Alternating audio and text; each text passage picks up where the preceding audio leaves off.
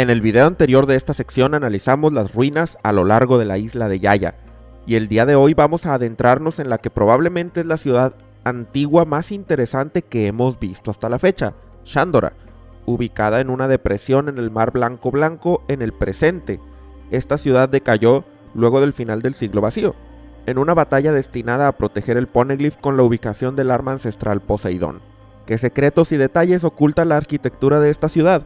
A continuación vamos a analizar el tema con todo el rigor que me es posible.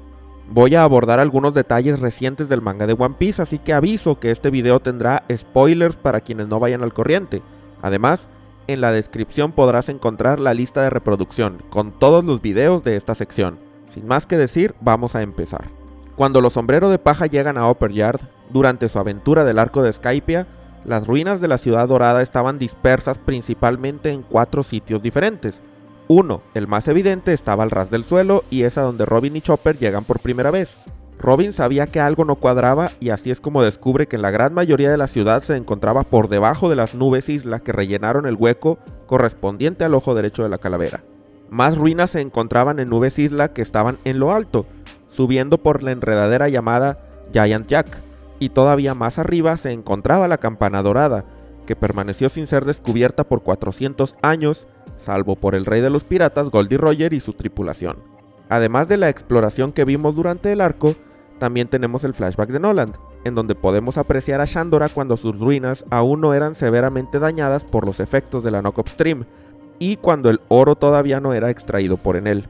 Estas escenas también nos ayudan a extraer información interesante sobre la ciudad. Vamos a comenzar por la entrada misma. Gracias al vistazo de hace 400 años podemos conocer que para entrar a Shandora se accedía utilizando unas escaleras, a las que se podía entrar por medio de una estructura con 6 entradas, todas adornadas con lo que parecería ser el rostro de algún animal o deidad. Este patrón, aunque parecido a otros grabados de la isla, no se repite en otra parte. En el capítulo 290 del manga, que es cuando vemos esta entrada con más detalle, podemos notar que cerca del lugar hay 3 objetos que, aunque ya muy deteriorados por el tiempo, se alcanza a percibir que se trata de estatuas. Además de eso vemos que el piso del lugar es de ladrillo. A pesar de que en la escena de hace 400 años la entrada a Shandora parece estar simplemente en medio del bosque, estos detalles hacen pensar que en el pasado todavía más distante, quizá esta entrada estaba en alguna ciudad, o al menos que esta entrada estaba más adornada y había más estatuas y demás cosas que daban la bienvenida a la ciudad de oro.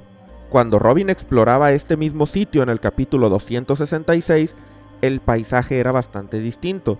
Múltiples pedazos de edificaciones que salieron volando hace 400 años yacen en los alrededores. Entre ellos quiero destacar una enorme estatua de lo que parece ser un guerrero antiguo, la cual Robin mira con detenimiento pero sin decirnos qué está pensando. Vemos estatuas similares en el capítulo 268, luego de que Robin entra a la pirámide central de la ciudad y descubre que hay más ruinas debajo, y también vemos otra cuando Wiper llega a Shandora y ve las ruinas de la ciudad de sus ancestros por primera vez. Es curioso que este tipo de estatuas aparecieran repetidas veces durante el arco.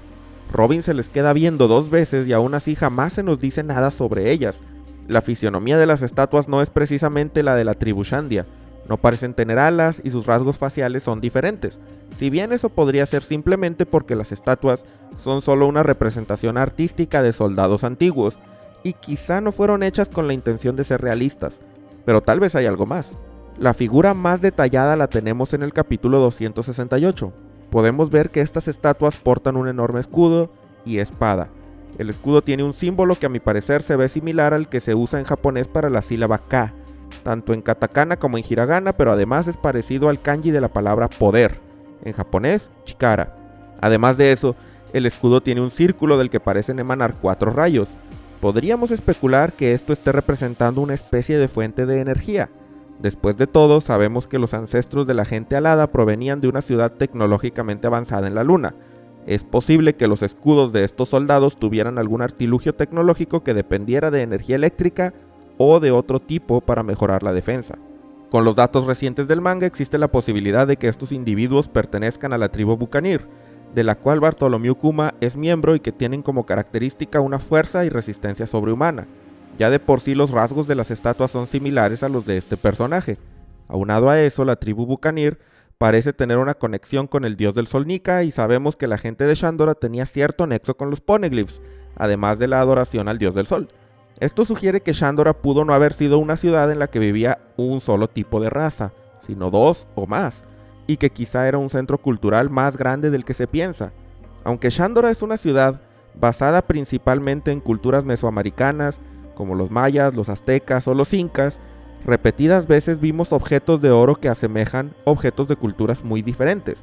En el capítulo 290 vemos por ejemplo un casco que es muy similar al de un samurái, o en el 301 donde tenemos una corona estilo europeo e incluso una cruz. Es bastante probable que estos objetos de oro datan desde la época de prosperidad de Shandora y por lo tanto son una pista del intercambio cultural que pudo haberse dado en la isla de Yaya hace más de 800 años. Volviendo al pasillo con estatuas del capítulo 268 del manga, podemos notar en el piso un grabado que asemeja a un sol con un rostro.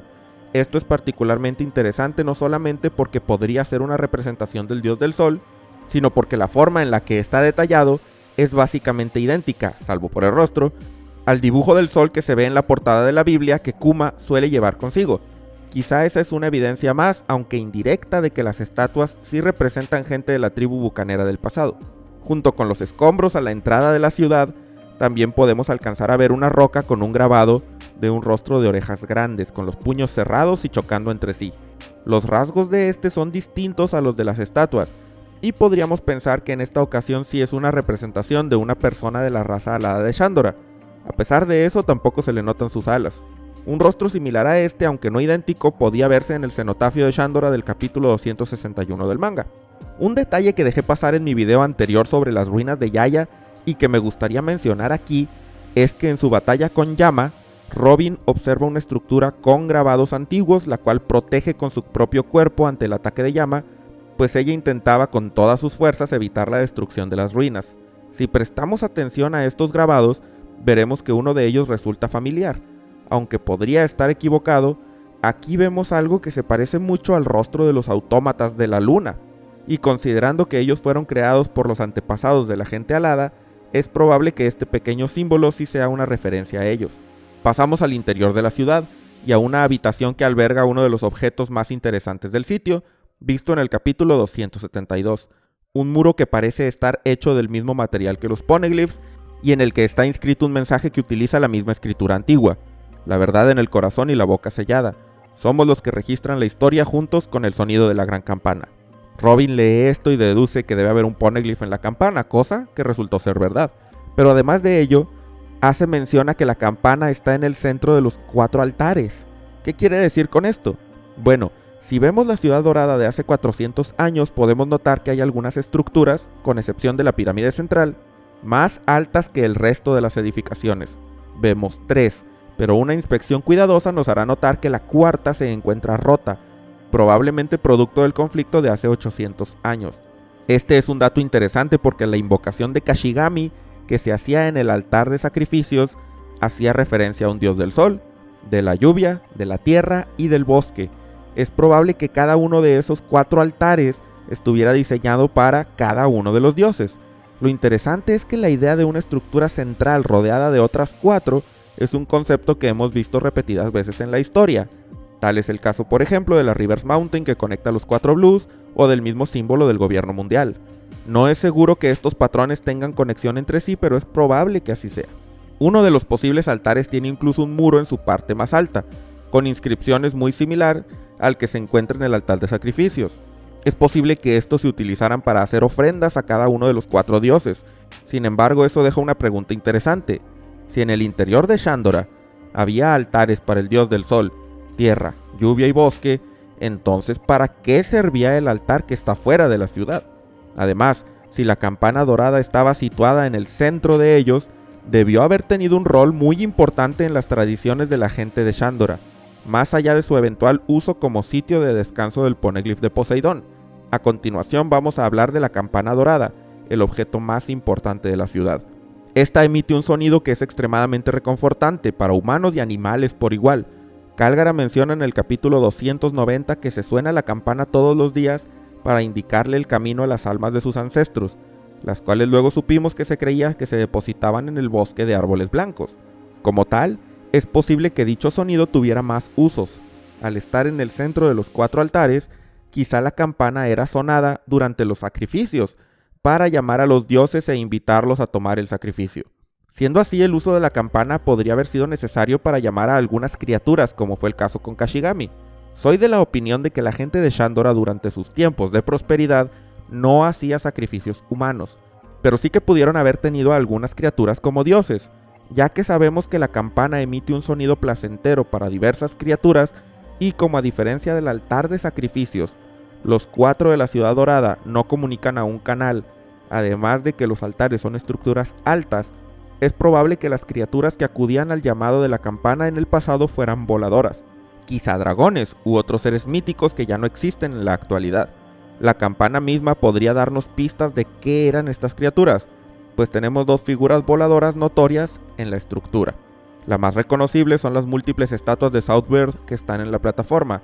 Curiosamente, aunque esta ave siempre ve hacia el sur, las estatuas que adornan la campana miran hacia distintos lugares.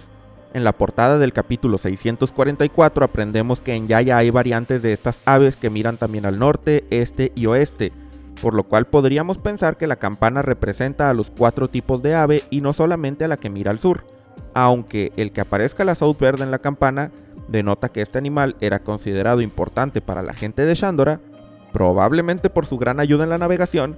No creo que se tuvieran altares dedicados a ellos, pero en la campana misma tenemos lo que se ve como una figura humanoide con alas, y una prolongación que bien podría ser una cola, pero también un arma o instrumento. Se nos ha dicho que la raza lunaria se componía de individuos considerados dioses en el pasado distante. Es una posibilidad que estos grabados correspondan a Lunarians, y que fueran ellos quienes bajaban desde el cielo para tomar su sacrificio. Aunque la raza lunaria residía principalmente en la Red Line, no es completamente imposible que hubiera algunos que vivieran en otras partes. Sabemos que al líder de Skypiea se le llama Dios, y Skypiea es una ciudad que yace justo en el cielo cercano a Yaya. Quizá en el pasado había 4 islas distintas, cada una con su dios, a los cuales se les llamaba en ocasiones especiales usando la campana dorada.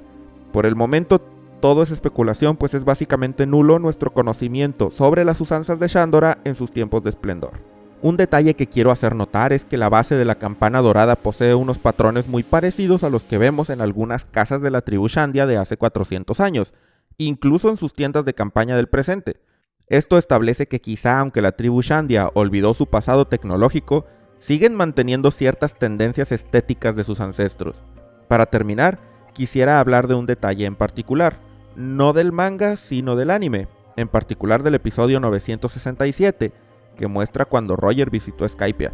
Aquí vemos brevemente una figura como de serpiente, así como un muro en el que se ve un guerrero peleando con una criatura humanoide con cabeza de serpiente y múltiples prolongaciones que asemeja a lo que podríamos decir que es una posible forma híbrida de un antiguo usuario de la fruta de Yamata no Orochi. Debo aclarar que ninguna de estas estructuras aparece por ninguna parte en el manga, y por lo tanto su estatus como parte de la continuidad y su repercusión con relación a la historia de One Piece es discutible. Espero que este video te haya gustado y si fue así agradeceré mucho tu like. ¿Hay alguna teoría que tengas con respecto a la Ciudad Dorada y a la civilización que ahí vivía? No dudes en escribírmela en los comentarios. Además, no olvides suscribirte al canal para más videos de One Piece. A continuación quiero agradecer enormemente a todos los miembros del canal. A López, Ramón Parra, Isaac Buzo, David Ginas, Luis Mira, Iván, Jerónimo Angiolillo, Terrasegundos, Cristian Ledesma Candás, Adrián Duarte, Alejandro González, Kaiserex, Waldos, Vomitus 404, CH3Z93, Oscor 25, Yoyo, Chofócrates, Cops, Jarayuco 1, Kep 06, Bolas 24, Yof Kun, Esculapio, Andrés Miñán, Cristian Ignacio Zúñiga, Gibran Villa, David Dionisio, Roberto Sea, Sarmi, Hanahana Nomi, soy Dani Barrios, Agustín, Brian Kirsingen, Regube2, Seji, Eduardo RS, Maineragon, Miguel Pérez, Esteban Sangroni, González de Mario, Lucas Núñez, Benjamín Bustos, Diego Ahumada, José Alarcón, Osef de Yoli de Gonslip, Jack de Pájaro, Jack Gamer, Félix Ale, M. Lamentes, Sara Aguilar, Federico Juárez, Mr. Don Luffy, Malojo, Enrique Molina, PX Flampe, Miguel Cuda, César Omar, Vaca Banana, Fran 98, Sincro GR, Día de Pesca Sur, Fiorella Paulini, Jo Manuel Humano y Fede González. Si quieres ser parte de los miembros, aparecer en los agradecimientos al final y tener acceso anticipado a todos mis videos, haz clic en el botón de unirse o en el enlace en la descripción. Muchas gracias por quedarte hasta el final y nos vemos en el próximo video.